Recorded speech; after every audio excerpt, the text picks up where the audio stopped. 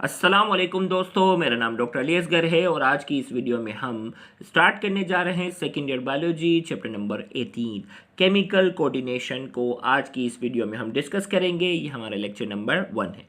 आज के इस लेक्चर में हम बेसिक कॉन्सेप्ट समझने जाएंगे। न्यूरोट्रांसमीटर, फेरोमोन्स, हार्मोन्स, इनको डिस्कस करेंगे और साथ ही साथ हार्मोन्स की क्लासिफिकेशन को भी डिस्कस करेंगे।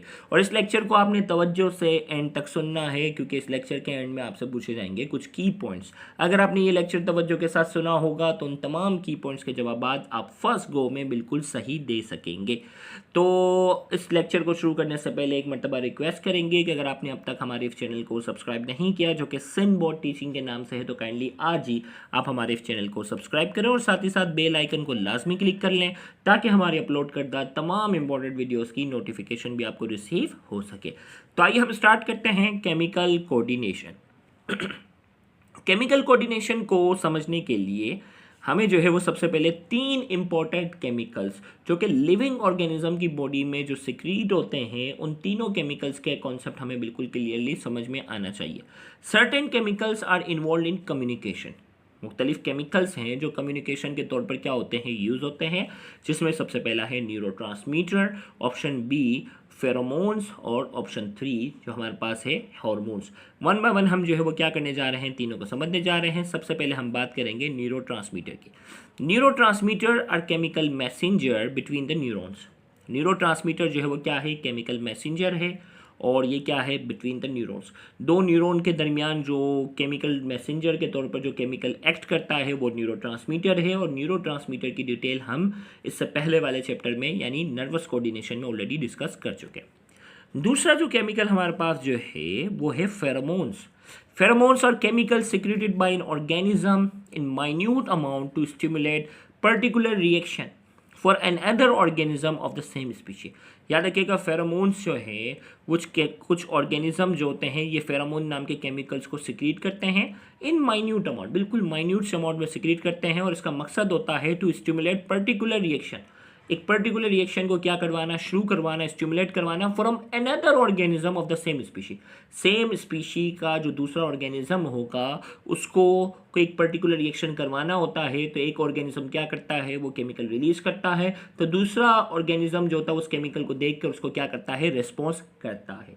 यानी सेम स्पीशी के जो दो ऑर्गेनिज्म होते हैं उनके दरमियान जो कम्युनिकेशन के लिए जो केमिकल यूज होता है वो कहलाता है फेरोमोन्स। लेकिन हमारा जो चैप्टर यानी केमिकल कोऑर्डिनेशन जो पूरा डिटेल चलेगा वो तीसरा केमिकल सब्सटेंस जो कि है हार्मोन्स। हार्मोन्स के ऊपर ही हमारा पूरा चैप्टर जो है वो डिटेल डिस्कशन होने वाली है। तो आइए हार्मोन्स को पढ़ते हैं।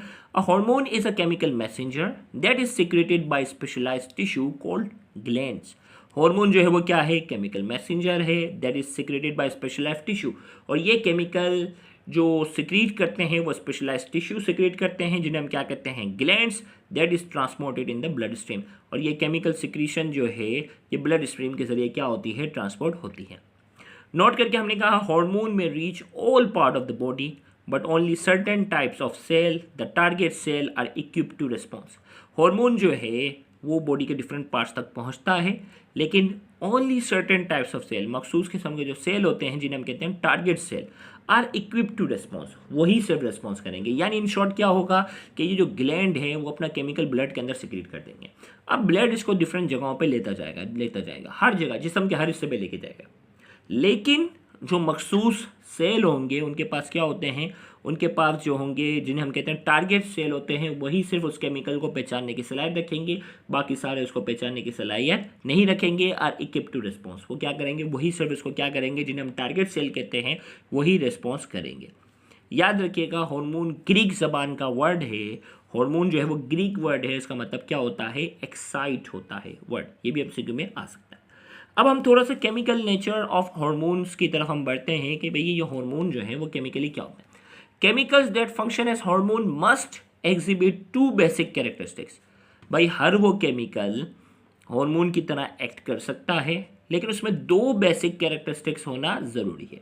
Number 1, they must be sufficiently complex to convey regularity information to their target cell. ये क्या होने चाहिए, सफिशिएंटली कॉम्प्लेक्स होने चाहिए, इतने कॉम्प्लेक्स होने चाहिए टू कन्वे रेगुलरली इन्फॉर्मेशन। वो अपनी रेगुलरिटी इन्फॉर्मेशन जो है वो अपने टारगेट सेल तक पहुंचाने की क्या रखते हो, सलाहियत रखते हो। एक तो इतने कॉम्प्लेक्स होने चाहिए, यानी ऐसा ना हो कि टारगेट सेल को पता ही ना चले कि भाई कहना क्या चाहते हो। याद है ना 3 इडियट्स में, कि उसको समझ ही ना आए। लेकिन इतने कॉम्प्लेक्स होने चाहिए कि टारगेट सेल के पास जाए और टारगेट सेल को क्या इन्फॉर्मेशन देनी है वो पर्टिकुलर इन्फॉर्मेशन देने की सलाहियत रखते हो। Hormone must be adequately stable to resist destruction prior to reach their target cell।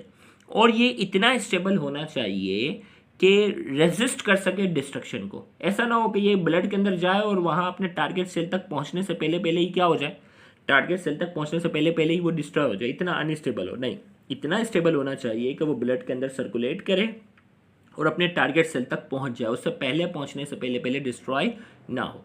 तो ये दो कैरेक्टरिस्टिक्स जिस भी केमिकल्स के अंदर हैं वो हार्मोन की तरह क्या कर सकता है, एक्ट कर सकता है।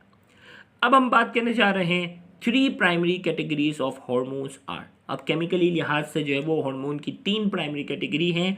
एक हमारे पास है पेप्टाइड एंड प्रोटीन हार्मोन, दूसरे है अमाइनो एसिड डेरिवेटिव हार्मोन्स और तीसरी है steroid hormone. One by one हम तीनों कैटेगरी को हम जो है वो डिस्कस करने जा रहे हैं। सबसे पहले हम बात करेंगे peptide and protein hormone. Hormones compose of chain of amino acid ranging from a few to over 100 of amino acids in length। भाई वो हार्मोन देखिए इस कैटेगरी के अंदर क्या आएंगे, वो हार्मोन्स आएंगे जो अमाइनो एसिड की चेन पर मुश्तमिल होंगे। आपको मालूम है ना अमाइनो एसिड्स जो है ना, 2 अमाइनो एसिड के दरमियान जो बॉन्ड होता है वो पेप्टाइड बॉन्ड होता है। अब इसी तरीके से बहुत सारे अमाइनो एसिड मिलकर एक बहुत बड़ा मॉलिक्यूल बनाते हैं, उस मॉलिक्यूल को क्या कहते हैं, प्रोटीन कहते हैं। तो हमने कहा hormone compose of chain of amino acid, hormones जो है जो अमाइनो एसिड की चेन पर मुश्तमिल हो। अब इसमें कितने अमाइनो एसिड हो सकते हैं, रेंजिंग फ्रॉम अ फ्यू, चंद अमाइनो एसिड से लेकर to over 100 of amino acids in length, जिसमें सैकड़ों की तादाद में जो है वो अमाइनो एसिड हों, वो दोनों इसी कैटेगरी के अंदर आते हैं। अब इसमें हम किस कैटेगरी को पेप्टाइड हार्मोन कहेंगे, किस कैटेगरी को प्रोटीन हार्मोन कहेंगे, उसकी हम बात करेंगे। पेप्टाइड हार्मोन क्या होंगे, short chain amino acid hormones are called peptide chain, जिसमें छोटी छोटी चेन होंगी ना अमाइनो एसिड की, वो पेप्टाइड हार्मोन में आ जाएंगे। और उसके एग्जांपल हमारे पास है ADH, एंटी डायूरेटिक हार्मोन, जो कि इंशाल्लाह आने वाले लेक्चर्स में इसको पूरी डिटेल में पढ़ेंगे, कहाँ से बनता है, कहाँ स्टोर होता है, कहाँ सीक्रेट होता है, काम क्या करता है, ये सारे चीज़ डिस्कस करेंगे। फिलहाल इस लेक्चर में आपने इसकी एग्जाम्पल याद रखनी है कि पेप्टाइड हार्मोन की एग्जाम्पल है ADH, एंटी डायूरेटिक हार्मोन। फिर हमारे पास आ जाता है protein hormone. Long chain amino acid hormone are called protein hormone. भाई जो अमाइनो एसिड की चेन अगर बहुत लंबी हो जाती है, सैकड़ों की तादाद में अमाइनो एसिड हो जाते हैं, तो वो प्रोटीन हार्मोन कहलाते हैं। और इसके एग्जांपल हमारे पास GH, शॉर्ट फॉर्म है ग्रोथ हार्मोन की, और इंसुलिन, ये दोनों किसके एग्जांपल हैं, प्रोटीन हार्मोन की। फिर हमारे पास है amino acid derivative hormones. These hormones are manufactured by enzymatic modification of specific amino acid। याद रखिएगा अमाइनो एसिड डेरिवेटिव हार्मोन क्या होते हैं, ये अमाइनो एसिड से बने होते हैं, लेकिन इसमें एंजाइम्स जो होते हैं वो एक पर्टिकुलर अमाइनो एसिड्स में क्या करते हैं, तब्दीली लेकर आ जाते हैं। सिर्फ सिंपल चेंज नहीं होती, अमाइनो एसिड में क्या हो जाती है, थोड़ी बहुत मॉडिफिकेशन आ जाती है। उन हार्मोन्स को हम कहते हैं amino acid derivative hormone. Example में हमने कहा they include hormone secreted by adrenal medulla, thyroid and pineal gland. इसके अंदर हमारे क्या है, they include hormone secreted by adrenal medulla, thyroid और पीनियल ग्लैंड जो है, ये जो है वो हार्मोन जो सिक्रेट करते हैं वो अमाइनो एसिड डेरिवेटिव हार्मोन है। अब इसमें थोड़ी सी डिटेल यहाँ दी गई है और नोट करके हमने कहा कि MCQ के लिहाज से कुछ अच्छे पॉइंट्स हैं जो हम हमेशा नोट करके यहाँ लिख देते हैं।